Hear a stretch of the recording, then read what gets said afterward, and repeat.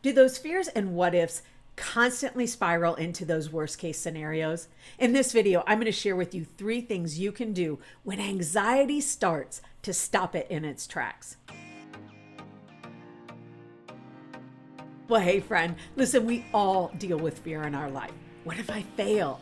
What if I can't pay the bills? What if something bad happens to my kids or my family? What if my child turns their back on God? What if, what if, what if? And before we know it, those what ifs turn into those worst case scenarios. And it's like a snowball going downhill. And before we know it, we're actually believing them. We've gotten ourselves so worked up believing that worst case scenario, that 9 times out of 10 isn't even going to come to fruition. So my name is Tammy Rotzel from the website Footprints of Inspiration and a Faithful God podcast, where I teach women how to let go of that need for perfection in their faith walk so they can create a deep and meaningful relationship with God. So as I said, today we're going to share 3 things that you can do when that anxiety starts to creep in and you feel that those spiraling emotions starting to take over. Number 1, pause and pray before you spiral.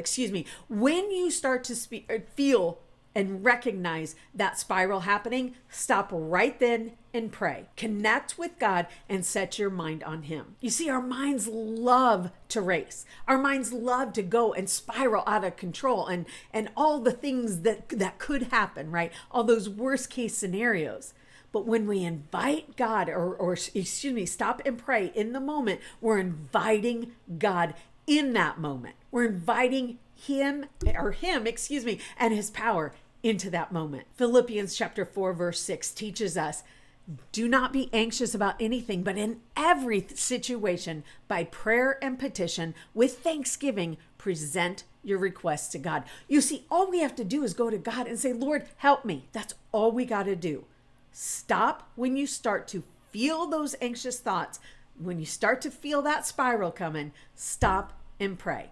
Number 2, replace the what ifs with what is. You see, fear is fueled by the unknown, but when we speak God's truth over our thought, it grounds us in what's real. When those thoughts are going out of control, when they are spiraling out of control, we almost start to believe that they're real. Like this is what's going to happen. But when we stop for a moment and replace those what ifs with what is, we can declare God's truth over our lives in the moment.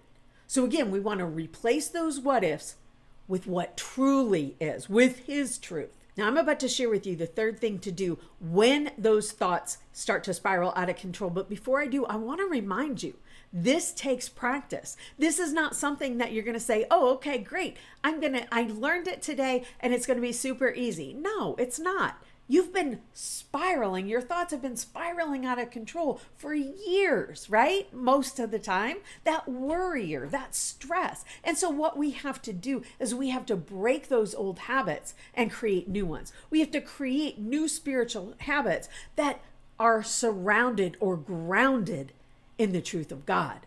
So we have to grant ourselves some grace, but we also have to be active in this. We can't passively sit on the sidelines and say, I'm just a worrier. I'll never be able to fix it. I'll never be able to stop worrying. The thing is, I can't remember who said this quote. I don't remember who it was, but they said, whether you think you can or you think you can't, you're right. And if you're going to sit on the sidelines and say, oh, I'm a worrier, I'll never be able to stop that. My thoughts always go to worst case scenarios. I'll never be able to stop it. Guess what? You're right. You can't. You see, if you want to truly stop it, if you want to stop being controlled by those worst case scenarios, stop being controlled by all the thoughts that are giving you these worst case scenarios, you've got to actively participate in that change. You can't, this is not a passive act. You have to actively participate in this change. And the 3rd thing you can do when those thoughts and feelings start to spiral out of control, speak faith out loud. Be loud, like speak that faith out loud. All those thoughts and those fears, that all comes from God or from Satan, That all comes from Satan. So you're going to stand up and you're going to say, not today, Satan, because you're no match for my God. You see, that's speaking faith out loud. That's speaking that you know, even if you don't quite feel it 100%, even if you're still weary, even if you're still a little uncertain, you speak that faith anyway. You start declaring that faith anyway, and you declare it out loud. In Hebrews chapter 10, verse 23, it teaches us, let us hold unswervingly to the hope we profess, for he who promised is faithful. You see, we're going to declare it, even if we have no idea how it's going to play out, even if that may come to fruition, although 9 times out of 10, those worst case scenarios don't come to fruition. But we're still going to stand on the word of God. Why? Because he who promised is faithful.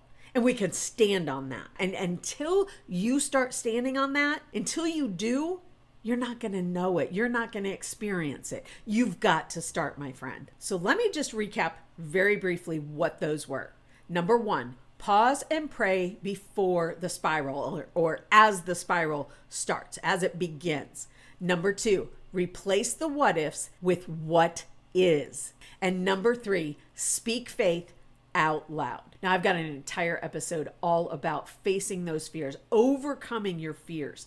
I'm going to drop it for you in the link in the show notes. I will also put it up on the screen for you right now. I think it's going to come up right here. I'm going to put it up on the screen for you right now. And then, my friend, you have the power of God within you. You can overcome those fears. It's going to require you to get intentional.